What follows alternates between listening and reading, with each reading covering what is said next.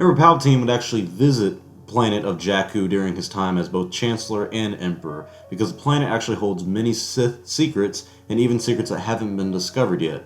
So I guess you could say everyone does want to go back to Jakku. Sorry, Finn. Remember that drug dealer Obi-Wan Kenobi told to go home and rethink his life from Episode 2, Attack of the Clones? Well, it turns out he actually did go home and rethink his life, and turns out he actually liked it and went back to selling death sticks. Recently, the director of Episode 8, The Last Jedi, Rian Johnson, has stated that Mark Hamill did so well in the film, he believes he will win an Oscar for it. The contact lens that Ray Park was wearing as Darth Maul in The Phantom Menace made it very hard to blink, therefore he only blinked one time on film, and that was when he got stabbed by Obi-Wan Kenobi.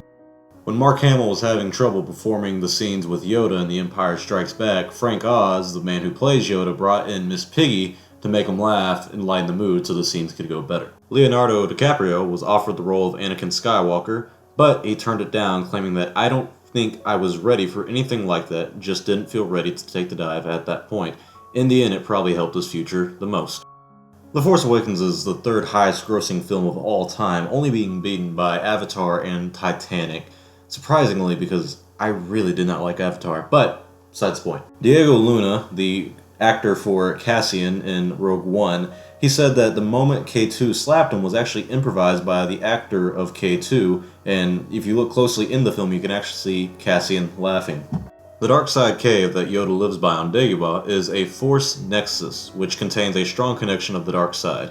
Yoda chose to live there to hide his strong light side presence. You need to send thank you letters to Donnie Yen's children because they are the reason he accepted the role as Chirrut Imwe in Rogue One, because initially he denied the role until he told them about it and they were so excited it convinced them to do it. It was also Donnie Yen's idea to actually have Chirrut as a blind man. He introduced the idea to Gareth Edwards, who liked the idea and decided to run with it. Jedi are normally not allowed to have wives, however, the species that Ki-Adi-Mundi is, they allow him to have, up to 5 wives due to the rarity of his species.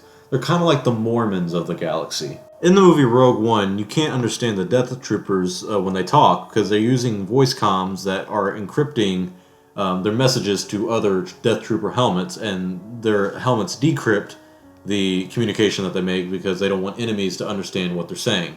Depending on what movie you're watching, Yoda has a different number of toes. The Phantom Menace, he has 3 toes, but in every other movie he is in, he has 4.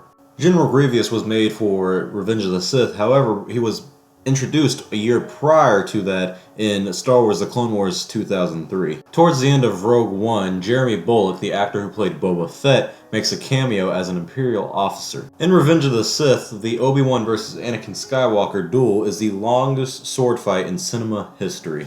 Not surprising, actually. It's no secret that A New Hope had a very small budget, and it was so low budgeted that the scene where Luke and Leia had to swing across the Death Star, they actually could not afford stunt doubles, so Mark Hamill and Carrie Fisher had to do it themselves. In the early scripts for The Force Awakens, Poe Dameron was supposed to die when he crashed on Jakku with Finn. However, Oscar Isaac, the actor for Poe Dameron, told J.J. Abrams that he's been dying a lot in the past movies, and J.J. Abrams let him live.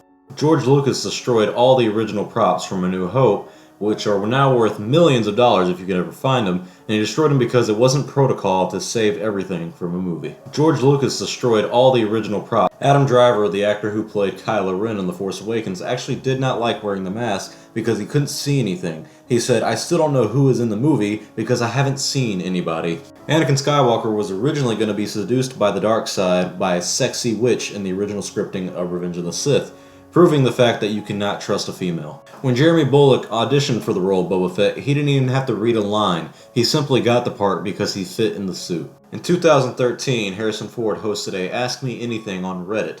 One fan asked him if Han or Greedo shot first, and Harrison replied, "I don't know and I don't care," making him that much more of a badass. Darth Vader is the main villain of A New Hope, however, he only has 12 minutes of screen time. Padme dies, she's returned to Naboo for her burial.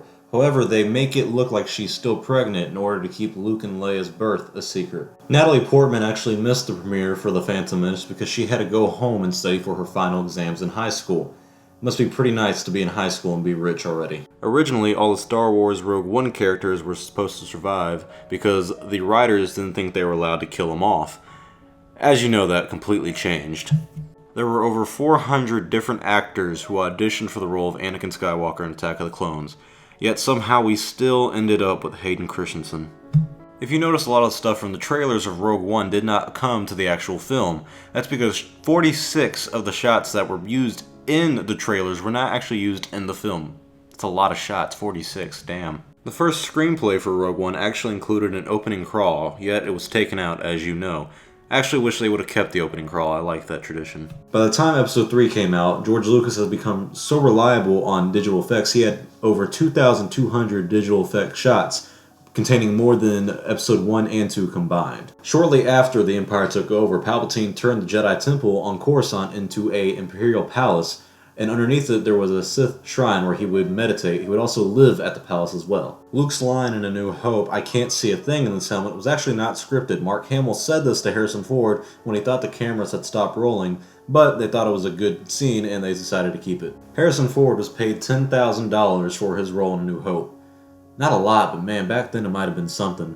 God, he's worth a lot now. One of the conditions Samuel Jackson made for playing the character of Mace Windu in the Star Wars prequels is that he wouldn't die like some punk.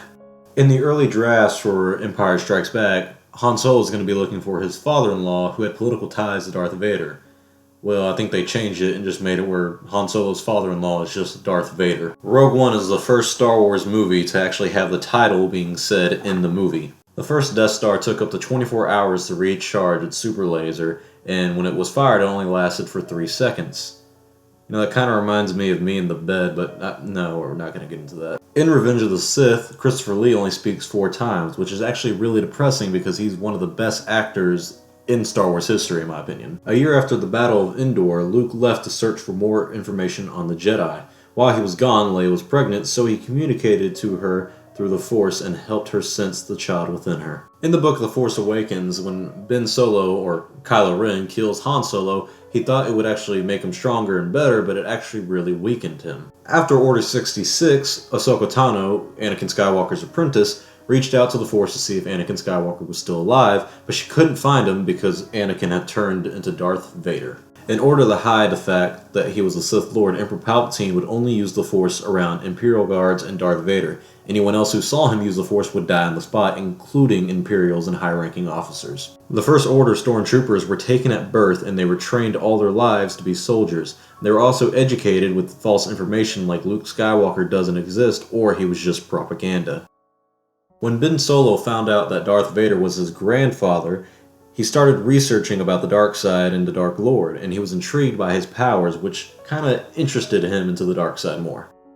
At the end of Revenge of the Sith, Captain Antilles wipes C-3PO's memory drive, which causes him to forget everything that happened in the prequels, while R2-D2 still remembers everything, making him the only character that knows everything that happened in all the films. Darth Vader is Luke Skywalker's father. The Grand Inquisitor from the show Rebels used to be a Jedi Temple guard and is even seen in the Clone Wars TV series, but he was turned to the dark side and trained by Darth Vader. Cassian Andor, the character from Rogue One, was recruited to the rebellion by an agent by the name of Fulcrum. Well, that's it for today's video. That was 50 facts, and that was my 50th Star Wars YouTube video. So I hope you guys enjoyed it. Comment, like, subscribe. I will see you all next time. I'm working on big things.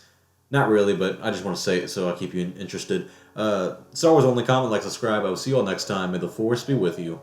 Always.